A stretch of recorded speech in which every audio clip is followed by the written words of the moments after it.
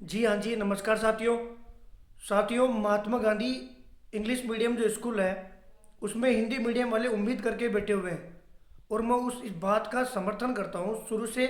जो सही मांग होती है ना, उसका मैं हमेशा समर्थन करता आया हूँ कि साथियों, हिंदी भाषा का ये एक तरीके से अपमान हो गया कि भाई आप इसलिए फॉर्म नहीं भर पाओगे कि आपका माध्यम हिंदी है।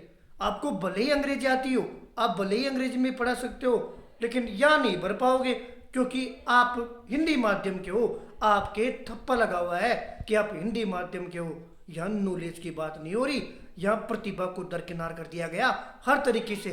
यहाँ पर केवल और केवल ये कहकर टैग लगा दिया गया कि भाई तू हिंदी मीडियम का है और तू अंग्रेजी मीडियम का है। अब अंग्रेजी मीडियम के वाले को नॉलेज कितनी है, प्रतिभा कितनी है, उससे कोई मतलब नहीं है। हिंदी मीडियम वाले में प्रतिभा कितनी है, उससे भी कोई मतलब नहीं है। केवल माध्यम देखकर चयन की प्रक्रिया अपनाना बिल्कुल गलत है, गलत है, और उसका हम विरोध करते हैं। और प्रदेश का युवा चाहेगा तो न्याय भी मिलेगा। इसके लिए साथियों, मैंने वीडियो डालकर आप लोगों से सुझाव भी मांगे थे। तमाम साथियों के आप वहाँ कमेंट देख लेना, आपको पता पड़ जाएगा। मैं बिना सुझाव लिए ना कोई प्रदर्शन में भाग लेता हूँ, ना कोई आपको सूचना से वाकई करवाता हूँ। कहने का मतलब ये है कि 23 तारीख को जयपुर में जो विधानसभा घेराव होगा, इससे पहले जो घेराव किया था ना पिछले साल, उसी की बदौलत आपकी मेरिट स्टेट वाइज आ रही है।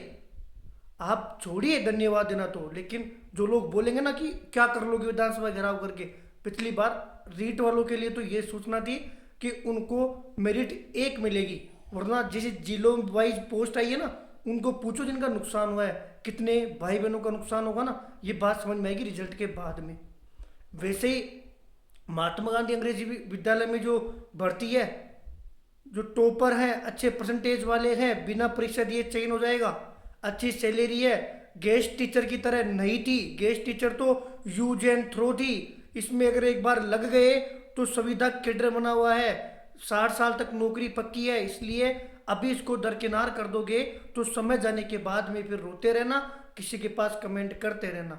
आप सबको पता है, गेस्ट टीचर की वैकल्पिक वाली मांग भी मैंने उठाई थी। इस वाली मांग के लिए कोई ट्वीट तो छोड़िए, कोई आपके पक्ष में नहीं है। हम इसकी मांग उठा रहे हैं।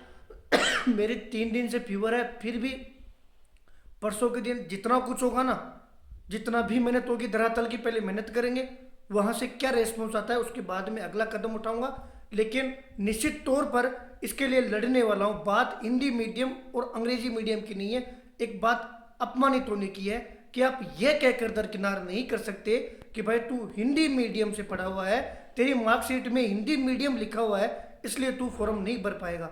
जबकि केवीएस इन सब में हम फॉर्म भरते हैं। दिल्ली में हमारे राजस्थान के भाई बहन पढ़ा रहे हैं, जो कि अंग्रेजी में बेहतर तरीके से पढ़ा रहे हैं, अवार्ड तक मिलता है। एक हिंदी मीडियम से पढ़ा हुआ लड़का जब अंग्रेजी मीडियम में पढ़ाता है तो उसको शिक्षण के क्षेत्र में बेहतरीन बेहतरीन अवार्ड मिलते हैं। उनके भी मेरे पास डाटा मैं इकट्ठे करने की कोशिश कर रहा हूँ। जल्दी आपको इसके लिए कुछ खबरें भी मिलेगी, क्योंकि मैं अब इसमें मैं साथ मांग रहा हूँ। साथ नहीं दोगे तो भी मैं लड़ूंगा। जहाँ साथ नहीं देते मैं वहाँ पर खुद ही स्वतः ही छोड़ देता हूँ, क्योंकि किसी दूसरे के भरोसे काम करने का मतलब है गालियाँ सुनना।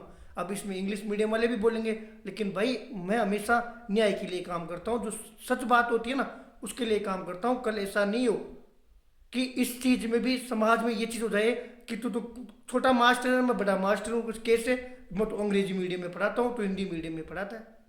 तू तो हिंदी है, तुम्हें क्या आता है, हम तो इंग्लिश मीडियम से पढ़े हुए हैं, भले आता उसको भी कुछ मत हो।